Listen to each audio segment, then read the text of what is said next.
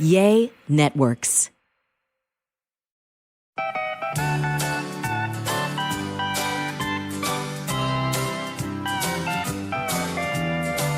Welcome to A Sandwich and Some Lovin' podcast. I'm Kellie Raspberry Evans with my husband, Walter Allen Evans. They train in the house. I go by three names. You should too. Why'd you issue my legal name? Walter A. Evans. I said I go by three names. You should too. That's what I just said. I don't quite have the clout and the presence to go by three names such as yourself. Oh, thanks. Yeah. You have more presence. Thank you. Are you sucking up to me now because you're going to blast me later? No, I'm not going to blast you later. It's been a while. Okay, first of all, let's address the elephant in the room. You do this podcast so casually. You're practically taking a nap. Will you sit up, please? Do you notice anything different about my appearance? Is it the hat? I don't. New cheaters. Oh. I'm going to give our very best customers and dear Sweet Clean listeners a tip. If you need cheaters, roll on over to TJ Maxx. Go to the all the stuff they have as you're checking out in TJ Maxx. Edward Bauer cheaters, $10 for 3 pair. Look at this. Is that an upgrade or what from my Home Depot cheaters? Yeah, they're nicer. Those are so much nicer than my Home ED's cheaters. Just looking at them makes me dizzy, though. What's the strength on that? 1.5. That's a lot. No, it's not. I'm at 0.5 when my eyes get tired. Well, I'm not like Mr. Magoo. They're not like 4s they or make 5s. Me dizzy looking at them. Well, I can't see. Yeah, usually at the TJ Maxx Home Goods checkout, TJ Maxx, they have the impulse buy items, and they usually contain. There's usually a lot of 3-packs of readers. I see that a lot. Yeah, I think they had Vera Wang. They have a lot of them. They had Edward Bauer. I think they might have had a little Catherine Spade. Possibly. But yeah, I got a good deal. I got a good deal on cheaters. But you know what? Podcast listeners didn't dial up this podcast talk about cheaters. You're the one that brought it up. Well, I did, but there's other stuff to talk about. We do have other stuff to talk about because I took Emma Kellie, my 16-year-old daughter, on her first unofficial college visit. Unofficial. Because she's in the 10th grade. I don't think you officially start visiting until 11th, right? We didn't do this when I was a kid. Is this a new thing? Shit, I didn't go until I had graduated high school that summer. I was scrambling around. Yeah, I don't know if this was what they did back in the 80s or if I just went. My school experience was so different because I went to a private church-run Christian school with only 18 people in my graduating class.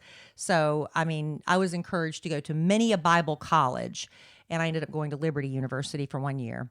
It was the year it went from Liberty College to Liberty University. When I started in 1984, it was Liberty College. And when I graduated, they flipped over to university. That's pretty cool. So anyway, I didn't do the college visits. But I guess that's the thing you do. And my boss's daughter is about to graduate in May from LSU in Baton Rouge. And I thought it would be great to take her up there just to kind of see the campus through a student's eyes and not through the formal walkthrough, because I think they do groups of people when they do the official visits. Hey, Kellie, you and Kellie want to go to Amen. You want to go to LSU? Amen. Something like that. Yeah, my daughter goes there. You can stay with her. Amen. So it was a 6-hour drive, and I'll be honest, I was kind of dreading that. Well, I was optimistic, and yet I wouldn't say dreading. Dreading's not the right word. I knew I'd probably not get what I wanted out of it. I was hoping that it would be 6 hours to maybe have some decent conversations with my daughter, to have some maybe heart-to-hearts. Instead, what happened was, she wants to listen to Taylor Swift nonstop. Just all Taylor Swift, huh? All Taylor Swift. She may every once in a while sprinkle in a random Harry Styles. I was going to ask, what happened to Harry? She even told me the other day she feels guilty that she's kind of turned her back on Harry for a while. I bought her a Harry Styles air freshener for her Jeep. Should I get her a Taylor Swift? No, she still likes Harry. She's just going through a Taylor phase. Oh. So anyway, and I was like, I don't want to listen to nothing but Taylor Swift the whole time. So I told her, I said, I will happily listen to some of your Taylor Swift, but I would like for you to maybe take 1 hour out of our 6-hour journey coming and going, listening to one of my murder podcasts. Oh, gosh. The true crime ones, they're fun. Well, they're not fun. I shouldn't say fun. They're intriguing. It's not the one that I walk in the bathroom and every other word's an F-bomb, but I'm lewd. What are you talking I don't know. about? That one you listen to, I swear I go in there and you're getting ready and every other word is an F-bomb. From a murder podcast? No, it's some podcast you listen to. Are you talking about Heather McMahon? No, it's The comedian? I think it's a dude. I have no idea what you're talking about. But anyway, some people drop curse words, but I've told you that's not, I don't want to do that. That's not the kind of show I want to put on. And sometimes I listen to podcasts despite that. You know, I just have to overlook that because it's interesting. Yeah. I can't think of who you're talking about right now, though. But anyway, it's not Danny Pellegrino. I think it's Danny Pellegrino. No, he doesn't cuss that much. Not that much. Anyway, so instead, my daughter thought that was just not a good idea. So she put in her earbuds, and not only did she listen to whatever she wanted to while I listened to true crime podcasts the whole way, she read a book at the same time. She was listening to music and reading a book. Multitasking, huh? So we basically had zero conversation until it was time to pull over and grab a sandwich, you know, and gas up the car halfway there. Life is good when you have a good sandwich. Yeah, so we got there and we basically what happened? We got there that night. I don't think we did anything that first night because it was kind of late. Mm-hmm. I think we just kind of stayed and went. You to got bed there at like 11 or something, no, we right? didn't get there that late. No, it wasn't that late. Did you not? No, it wasn't that late. But it was you know, it was after 7 or 8. I know Oh that. yeah. Going. You got home at 11 when Yeah, you came I got back. home after 11. When you came back. So I think we just stayed in that first night. And the next morning we woke up and it was pouring rain, lightning, thunder, just pouring. Well, that's all it does down there in Baton Rouge. Well, Ashley said they get about the same weather we get in Dallas. Down there We in just get it. down there in the bayou. Well, she said it's about the same. Whatever we get in Dallas, they usually get the next day. She said, but it does tend to rain there a little bit more. Yeah. So anyway, but the rain finally passed, and it was still, you know, everything was wet, but it passed. So we went to this restaurant bar where all the college kids like to go, you know, so she could show them where a cool place to hang and where her dad likes to go to eat alligator or something. Wait a minute. George likes to go there because he likes to eat alligator? They serve alligator What there. about sushi? No, not at this So place. just alligator. Yeah. Hey, Kelly, we need to go to this place. They serve the best alligator. It's 2 for 1. Let's go get some alligator. Hey, man. Something like that. Something like that? So I did not have that. I had a burger. I don't even remember what. Emma Kelly had pasta. She had chicken Alfredo pasta, I believe. Anyway, so after that, everything at LSU, Louisiana State University in Baton Rouge, is very close together. It's everything's kind of walkable. So there was sorority row and fraternity row, and then there's all the school buildings and the football stadium, and there's a sanctuary, I guess you call it for lack of a better term. It's a what do you call that where you put an animal by himself in there? It's a sanctuary? An animal by himself? Yeah, Mike the tiger, the mascot. Is that called a sanctuary? Is that what they have him in? It's a big enclosure like at the zoo, but he's the only thing in there, which I felt kind of bad about. So there's a real tiger in there? Mike the tiger. He's by himself? By himself, and I feel bad. I didn't like that. I mean, I think the tiger's beautiful, but I was like, is he lonely? Couldn't they get him a companion or something? I'm sure he's treated with the utmost respect. I'm sure he is. But Ashley told me. But if he's by himself, that's by kind of. himself. And Ashley told me that like they have a veterinary department school there, and like it's an honor as a student to be chosen to be one of the caretakers for Mike. I guess so. But I just felt kind of sad for him.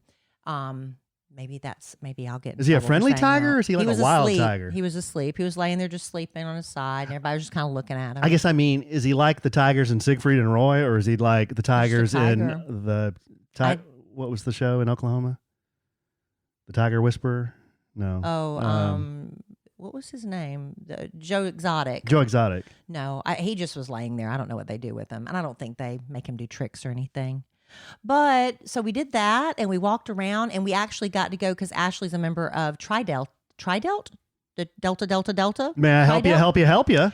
And so we got to go into the sorority house and see what that looked like, and and Emma Kelly, of course, fell in love. They didn't try to put the secret handshake on you, did they? No, and she fell in love, and they don't do hazing anymore with sororities. And I don't know about fraternities, but with sororities, she said, no, we don't do that. We just it's rush week, the sororities all like open their doors and the girls come around to each house and visit, and you hope you get chosen. They just visit? They visit, and they get to see what they're all about and their charity endeavors, and they show them, I guess, the pros of being a tri-delt, and every house does the same thing. And then at the end, I don't know how exactly it works because I didn't do the sorority system, that you pick the house you like, and they pick the girls they like, and hopefully the two of them match. Oh, okay. I think that's how that I wasn't works. in a fraternity, so I was actually in Tappa Kega Brua. No, you weren't. Yeah, I was. No, you weren't. So anyway, Little Keystone. we did all of that, and we went back to the house. And Ashley, she's a college student. She's getting ready to graduate in a month, and she said, "I'd love y'all to come and stay with me." She said, "But I've got some things I've got to do." And I'm like, "Yeah, we don't want to, have you cancel your plans or anything." So she was getting ready to go out to dinner, and Emma, Kellie, and I came back, and we're like, we were supposed to stay again Saturday night. Right. But I was like, "Ashley, would you be really upset if we just go ahead? Because there's nothing else. We've seen everything." And I didn't want to give up my Sunday. So we turned around the next day and drove back. Yeah, you called me and said, "I'm coming home." And I Yeah. said, "Oh, okay. I'm in Weatherford." Because that way I had my whole Sunday. Yeah. And Emma, Kellie could see her friends, and we could get some stuff done. So I felt bad leaving Ashley. I don't want her to think we didn't have a good time. Right. That it's just like we were just going to stay at the house and watch Friends on Netflix or whatever. Does Ashley say, hey, man? No, she doesn't. But Hey, she man. is such a beautiful girl. Oh, I bet. And I'm sure she's she got is. her act together. I don't think I've ever met George's kids. I don't know if you've met his daughter. He's got maybe- 2 daughters and a son. I don't They're think all I in don't think I college ever now. have. Yeah, I don't think I She's ever have. great. She's the oldest. And she's going to come back and get her master's. She's going to go to SMU. Oh, wow. Yeah, she's really What's got she her going to stuff study? together. Is she going to get a law degree or? I don't remember what she said her degree was in. I'm sorry. I'm drawing a blank on that. Very Probably interesting. business or some business, probably. Business? I think it's some sort of business degree. Like marketing? No. You know what? That's interesting you brought that up, because just stumbling across today, I found the 12 most useless degrees, and that was one of them. Marketing was one of them, huh? How about that? Yeah, I can tell you about that in a minute. But first, Alan and I, when we take walks, we love looking at people's yards. We love it. We check out their landscaping. I'm always asking you I'm questions. always checking it out. I'm asking you questions. And there's one house we would always pass, and Alan would say, "This is the best grass I've ever seen. I've got grass envy." I had grass jealousy. Very much so. Wishing our grass looked that good, but now it does, thanks to Sunday. Sunday can help you grow a beautiful lawn without the guesswork or those nasty chemicals. Sunday offers custom plans that include fertilizer and everything you need to easily care for your lawn. And the ingredients are good. We're talking seaweed, iron, molasses, so you can feel good with your kids and pets running around on the grass because there are no harsh chemicals that can harm them. Now just visit sunday.com/lovin', put in your address. Their lawn analysis tool will do the rest. They'll use soil and climate data to create a personal nutrient plan for your lawn. It's delivered right to your door when you need it, because when you apply, it's important too, right? Timing is everything. Timing is everything. You attach the ready-to-use pouch to a garden hose and spray. That's it. Takes less than 15 minutes. And best of all, this stuff really works. Yeah, it does. And Sunday is offering our listeners 20% off. Full season plans start at just $129, and you can get 20% off at checkout when you visit getsunday.com/lovin'. That's 20% off your custom plan at getsunday.com/lovin'. With no G, it's lovin'. No G. Alan, are you comfortable? I'm very You comfortable. couldn't be more laid back. Laid back. I My mean- mind on my money and my money on my mind. It's like, Can can you sit up? So you, why does that bother you so I don't much? know. It's That just I'm like- that I'm It's comfortable. just like you're just kicked back. And Yeah, This is your job. I'm in my home. Sit up. Why? Because you're just like too chill for me. I This don't is know. my wing chair. 12 college majors that may limit your career potential. Okay. I found this today. And this is Whoa, wait, do people love this? this is from from career coaches and counselors. Okay. This is Insider. Have you ever gone to the Insider website? They asked career coaches and counselors the worst majors for landing a stable, high-paying gig, and they said degrees in acting, English. That was my degree, English, psychology, and marketing are tough sells in most fields. Other majors like philosophy and anthropology require a graduate degree and a specific role. So I don't think these are in any particular order, but they say the 12 majors that are unlikely to get you a good return on your investment, because that college degree is an investment. Acting or theater arts. They said that when they have people that come in for career guidance and help getting a job, it's really hard. And, you in college and stuff, you're doing all these community plays. But when you get out there and try to make a living at it, what do you end up doing? Waiting tables. That's a tough one. And it's more just get out there and do the work, and you hope lightning strikes. Film, similar to acting. They said you don't need a degree to succeed in the field. Instead, think about a degree, getting the degree after you get some in-field experience. So just show up at if you want to do film, go try to do whatever you need me to do. I'll be a gopher. I'll do whatever you need. Just want to get my foot in the door and impress the people. And, that's how you learn doing film. It's like an apprentice. Anthropology. Now, I took anthropology. I guess it's called an elective, right? I took it so too long as an elective. Because you have to choose something like either astronomy or anthropology. And I said, I'll take anthropology. It was so interesting. It's very interesting. I really enjoyed Very that class, interesting, but I yeah. did not consider making that my major Mhm. because I'm like, am I really going to go around to deserts in Egypt and stuff and try to dig? I'm not going to do that. That was some of our class, but as I remember it, what they talked about a lot, I always thought was fascinating, and I don't remember it all, was blood types and how a mother's blood type and a baby's blood type can't be the same or something like that. I don't remember that. I don't know. I just remember the blood type discussion was fascinating. But it said if you want to get a job as an anthropologist, you'll likely need to go to graduate school. Otherwise, the bachelor's degree in anthropology won't be useful. Okay. Civilization studies. Unless you're going into the field of archaeology, there's not much you can do with a major in civilization studies when you're trying to land a job because it's such a specific area of study, focusing on how the world and civilization have evolved. So, philosophy. They say it's another niche degree that isn't much use outside the field if you don't pair it with a graduate degree. You pretty much just learn how to bloviate. Well, if you want to get a philosophy degree, you need to get your master's, but then you probably just end up teaching. And if that's what you want to do, that's fine. Sure. Psychology. They said if you just get the graduate, just get your regular degree, that's one thing. But the earning potential is much lower if you don't go on and get your next level degree. Mm-hmm. Communications. Building a career with a communications degree alone can be challenging. Communications was one of the most common degrees among people who sought career counseling from this one person. Not They're very. like, I got this degree, but nobody will hire me. Not very encouraging for the young students I visited at Texas Tech last year. I'm just telling you, it doesn't mean you can't do it, but I'm just saying these are the challenging ones and the people they're seeing that are struggling. English. See, this was my degree. I majored in English because I loved English. And I was already working in radio. So I was like, I don't need to major in mass communications or anything because I'm already doing it. So I majored in English. I thought that was a well-rounded degree. But apparently I'm wrong.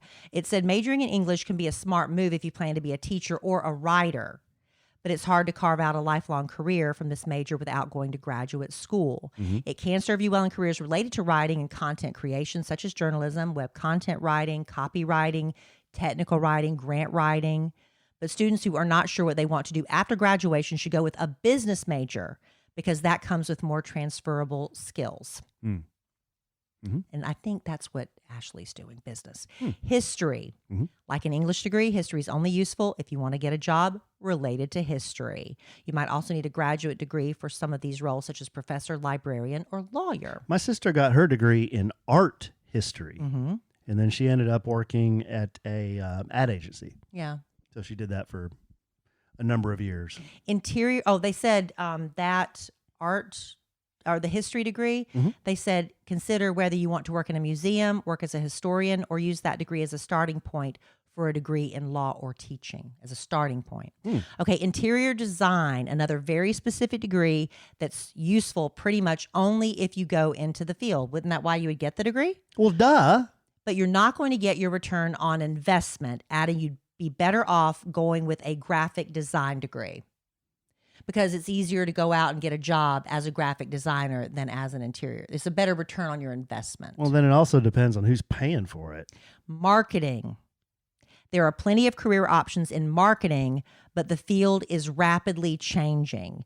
You can't even really read a book about marketing and expect it to be completely irrelevant by the time you're done. Big data. It's always evolving. When I left the corporate world, big data was the thing. I wonder if big data is still the thing. Now it's AI. And the last one of the 12 is, say, photography. It can be a great career path, but you don't need a 4-year degree in photography.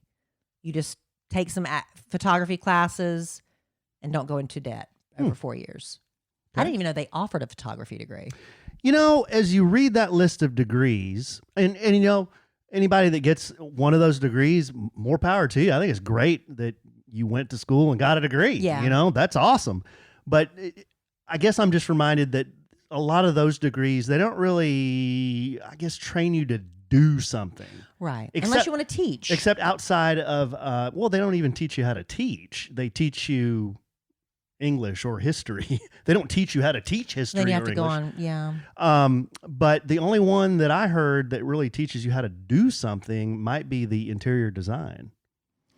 Yeah, but apparently it's very hard to do that. I think they said something about instead of going to a 4-year college, go with a graphic design degree. Mm-hmm.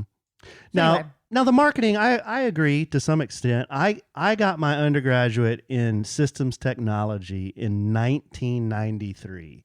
So you talk about things changing. None of what I learned in college even applies anymore. Mm-hmm. I mean, it's like ancient history.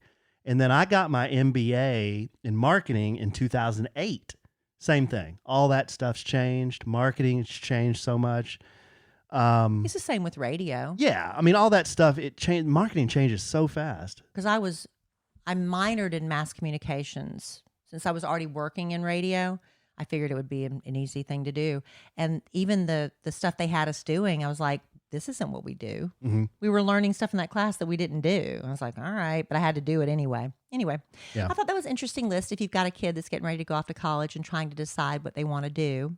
I think more and more. Oh, I'm sorry. I would say, I guess you just get the prerequisites out of the way first and then kind of figure out what you want. Some people do it that way. And I think, you know, I've read and seen that a lot more, especially boys, males, are electing not to go to college and are learning a trade. That's learning so smart. Learning how to actually do something, like learn how to be an electrician or in HVAC or plumbing, whatever. I think that's great, but don't you also, well, maybe not every kid wants to have a college experience.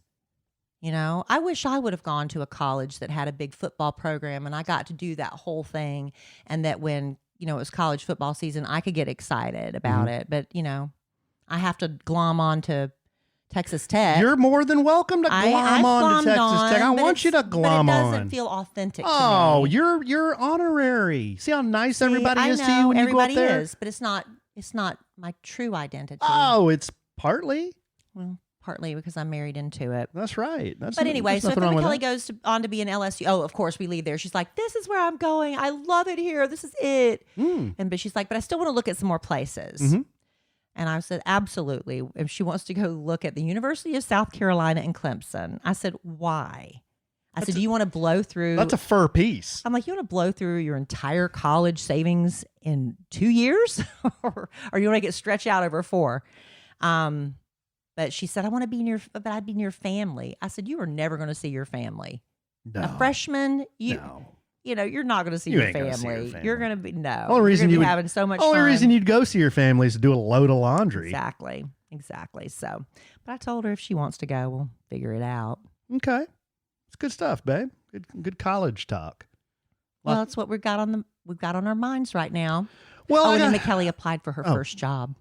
What did she apply for? That ice cream or yogurt shop right around the yogurt. street. Which one? I can't remember the name of it right now. Oh, the one up here by the movie theater. Yeah, okay. Okay, well, that's good stuff, babe. I got a couple of just kind of random things to talk through. Can I talk through them real quick? Sure.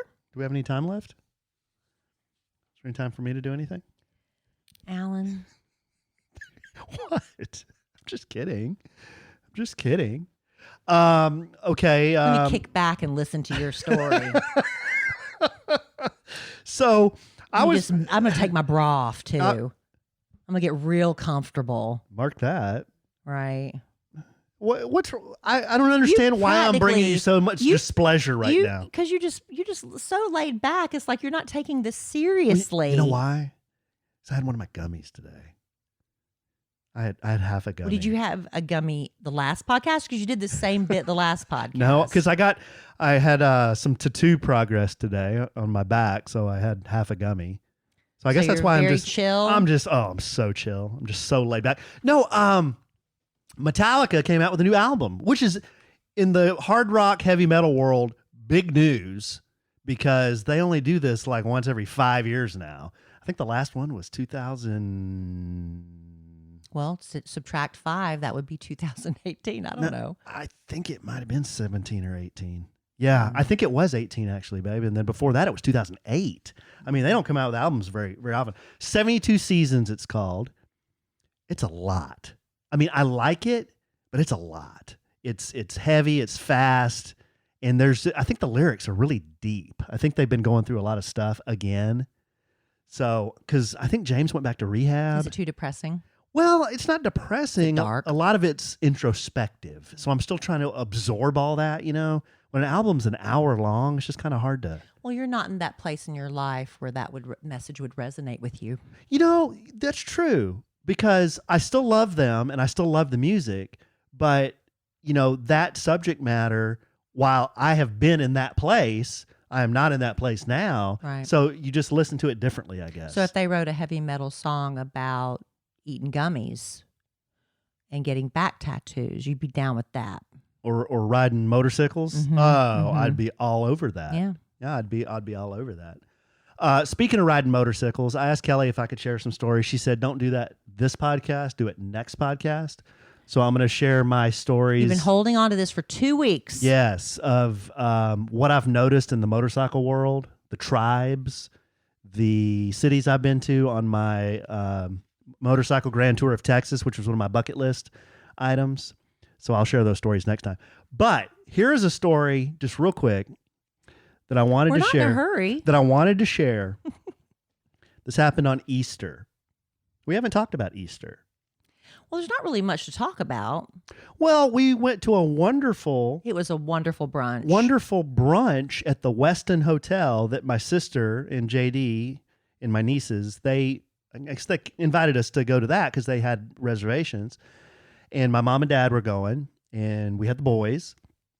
So, Westin Hotel, wonderful spread. I mean, it was in It was really good. It was on the 4th floor in this big open conference room area. And then in another room, they had the buffet. They had a donut wall and a really great carving station and a bunch of different, just wonderful salmon, all kinds of awesome food, breakfast stuff, pancakes, you name it. So Easter weekend was also Masters weekend. So we had a lot going on because I like to watch the Masters. And I had to do the Easter egg hunt. And we did the Easter egg hunt when we got back. But anyway, we had a nice time. And, you know, the place is packed. It's full. Everybody's dressed up in their nice Easter stuff. I actually had a shirt tucked in with a collar. The boys had collars on. Well, Cole had a collar on. Dylan had a nice pullover on. And pants. And real pants. Real pants. Not a sweatsuit. Pants. I didn't have a hat on. I actually did my hair. So everybody dressed real nice in the room and everything. So we're all just kind of sitting around the table making conversation. And I happened to comment on the Masters. And I said, yeah, the Masters is, you know, today I'm going to see if I can watch a little bit of it. You know, we're kind of talking about golf. My whole family, we follow golf because I played golf, what have you. And I said, yeah, I was listening to the Golf Channel the other day, and they said that the leader of the tournament is this guy named John Rahm, and his whole name, he has 2 syllables, John Rahm. He's from Spain. This commentator named Brad Faxon, and I was telling my family and Kellie this, I said, Brad Faxon said about John Rahm, he said he's got really big thighs and a big butt. Whoa. That's how he can hit the ball so far, because he has good. Whoa. And then from across the table, all at one time, I hear Violet, Beatrice, my two nieces, Cole and Dylan, all four of them go simultaneously go, whoa. Apparently butt is unacceptable. Well, language. I think at Easter brunch, butt in front of children is unacceptable. No, because when I was reading that book to the class of fourth graders, I was reading a book and I think it had the word butt in it too. And the kids were like, whoa. Apparently that is not allowed in elementary school. So I said, what? My sweet niece, 10-year-old Beatrice, says, Uncle Alan, that's lewd. And all of a sudden, I'm thinking, I got so many questions right now. I'm like, okay, number one, how do you know the word lewd? Because y'all use it all the time in front of her. Number two, I'm thinking, why did you call me lewd? Because she knows every time she says it, everybody laughs. I just said butt. And then, so I'm like, I didn't think that was such a big deal. I'm not lewd. So then my sister pipes in. Amanda, my sister. She goes, well, I think of all your behavior, I think boorish would be the more appropriate word. Mm-hmm. My sister always comes up with some good stuff. She said boorish. Boorish, Boorish. A very little used word in our vocabulary. It's not a word that's used very often, but the definition is, if you don't know, boorish is someone who's rough and bad-mannered or coarse. She used it correctly. So I was like, boorish, huh? I'm like, I'm not boorish or lewd all the time. But you are both things. Right. Now, my sister clarified. She said, well, now it's become a debate at the table on if Uncle Alan is boorish or lewd. She said, of the times when your behavior becomes coarse, she said, I would say that's 50-50. You're kind of normal 50% of the time, and then you're the other thing 50% of the time. She said, now of that 50% of the time when you're saying boorish. Butt in front of the children, yes. She said, I'd say it's 70-30 boorish to lewd. Yeah. So she said, most of the time, I think you're boorish. Right. My dad. Paul Evans. Yes. Leans over because there's children real quietly, holds his hand over his mouth. So nobody can lip read. So nobody can hear. Or lip read. Says into my ear, that's just a nice way of saying you're a dickhead. But his dad doesn't change his voice. No. Why do you change your voice? Because I didn't want somebody to take that clip. Nobody's doing that. So I started busting out laughing so hard. My side hurt because of what my dad said. And I think my dad got his feelings hurt because I started to say, oh, so I'm a DH, huh? My dad's like, no. I wasn't calling you that. He's saying your sister's calling you that. I'm saying your sister is interpreting your behavior to be behavior of a DH. Boorish is just another way of saying it's a nice way of saying you're a dickhead. Okay. Right. Oh, now you said it. Not too concerned now. Now, mind you, this is all at Easter brunch. Yes, it was over blueberry pancakes. So how did it go from me saying Brad Faxon, a golf commentator, said that John Rahm, who has 2 syllables in his name, had a big thighs and a big butt, could hit the ball far, to me being a dickhead? I could connect the dots very quickly and easily.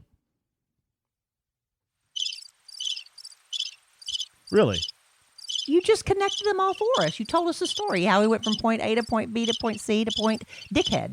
So to point dickhead?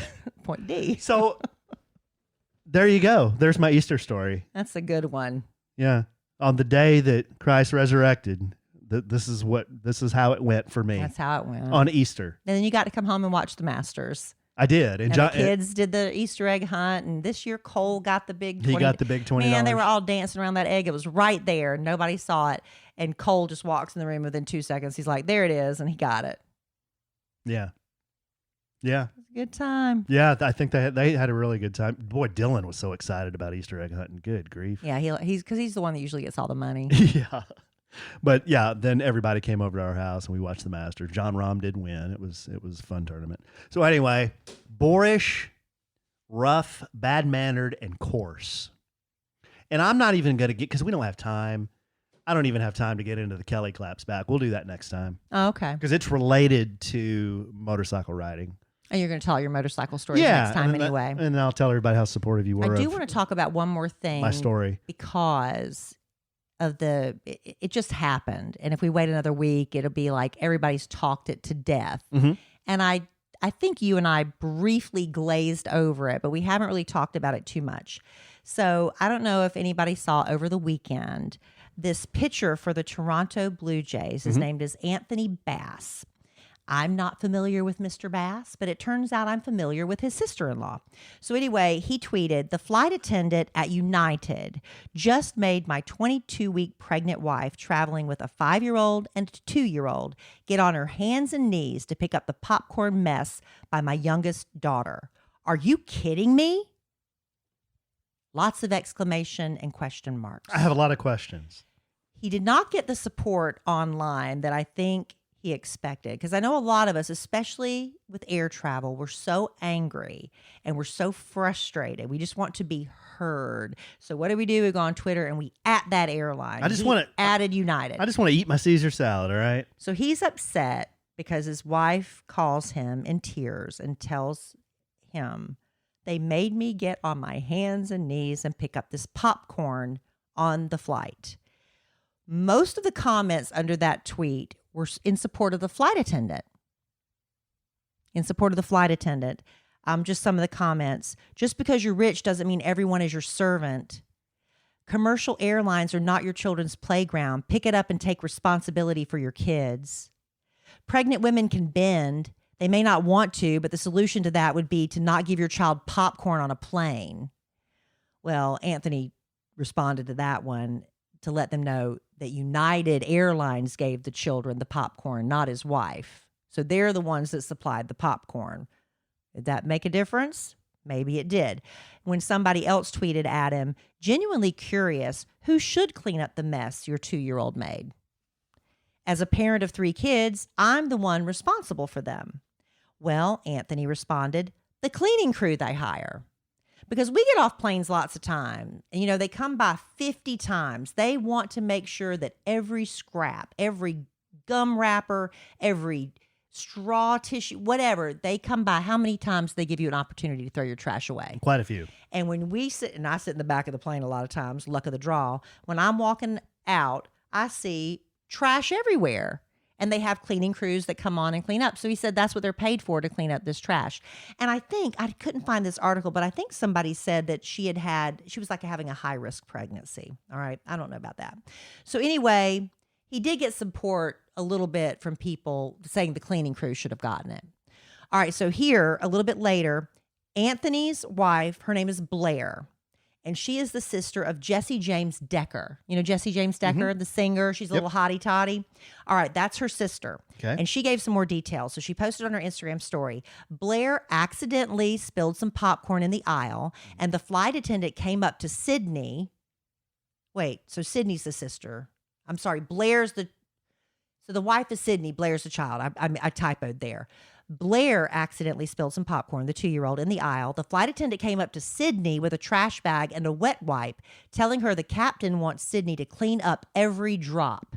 My poor sister is on her hands and knees, crying in the aisle, completely humiliated and exhausted with her children while everyone else watched. Way to go, United.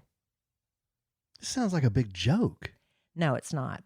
The pilot who's flying the airplane wanted somebody to clean up something in the aisle? That's what Jessie said her sister told her.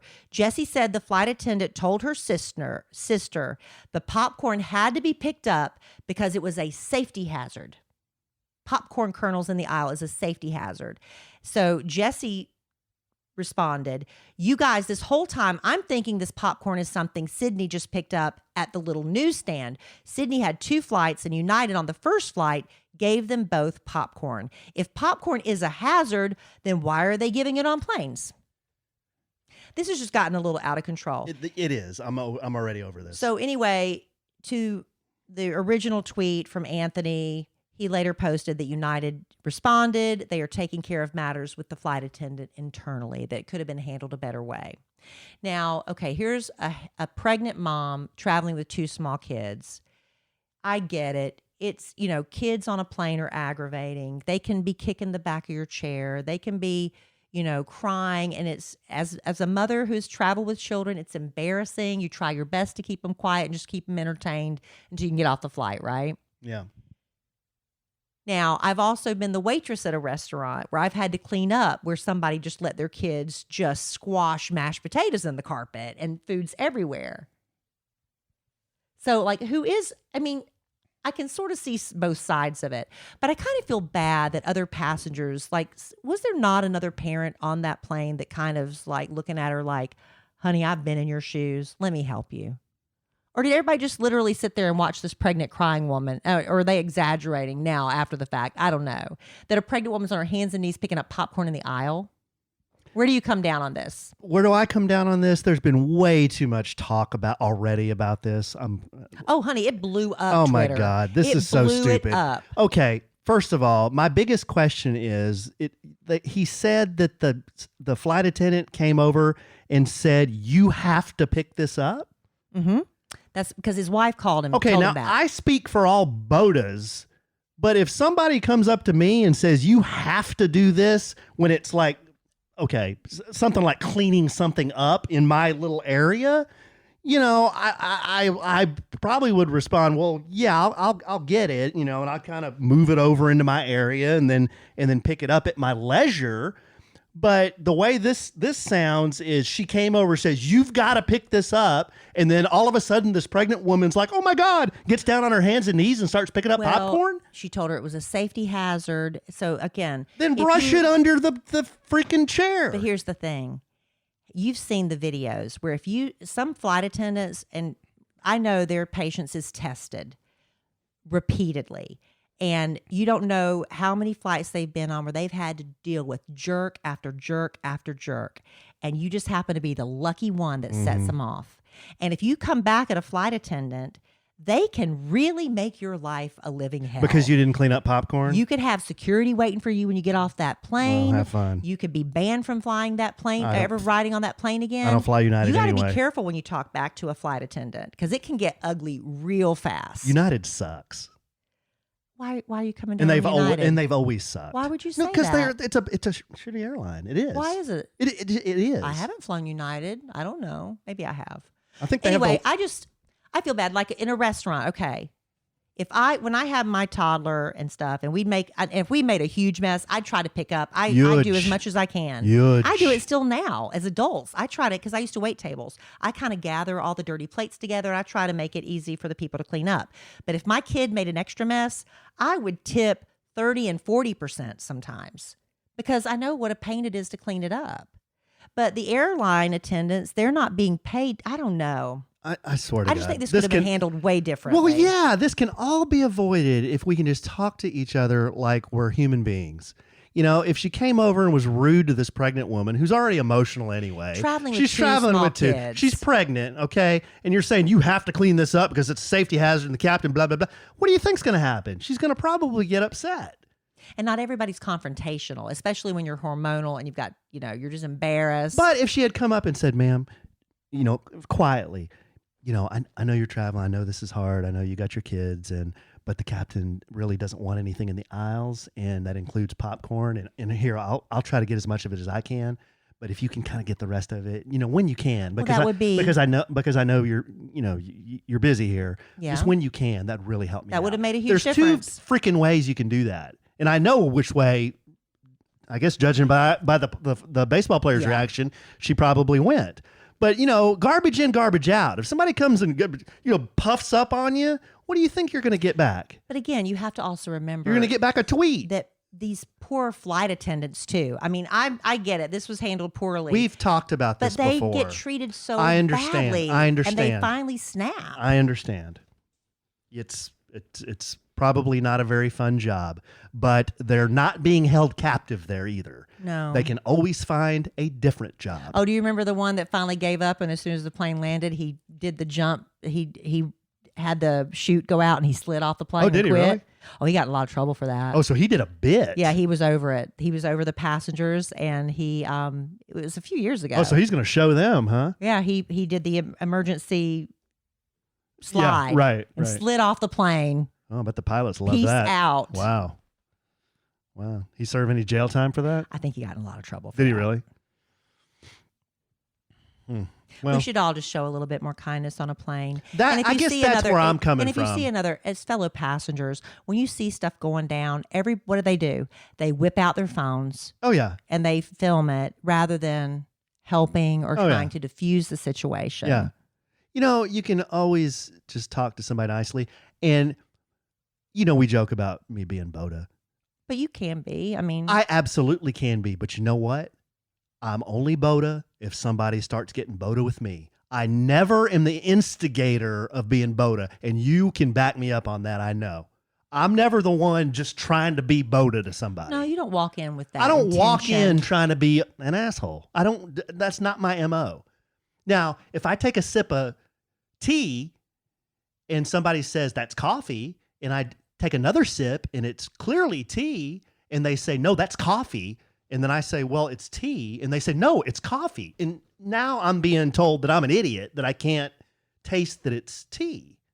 Then I'm going to start saying something back, probably. But I'm not going to say, oh, gosh, what did you do here?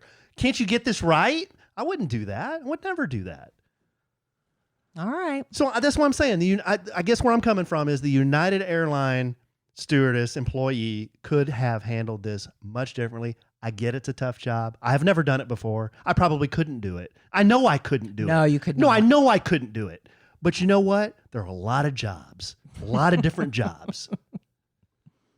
My thing is when people start bitching about their job over and over and over, and I get it. Everybody bitches about their job at some point in their life. Everybody does. I did. You do sometimes. We all do it. Don't be telling my business. You're a human being. I get frustrated sometimes. Everybody does. But the people that do it over and over and over, it's like, stop. You can go get a different job. It's okay. There are a lot of other places to work. There are a lot of other fields that you're probably really good at. You're just not good at this one. That's his 2 cents on it. That's my 2 cents. I knew it'd get him fired up. Good night. Yeah, if you want to get me fired up, start bringing up airline stuff. That really whips me.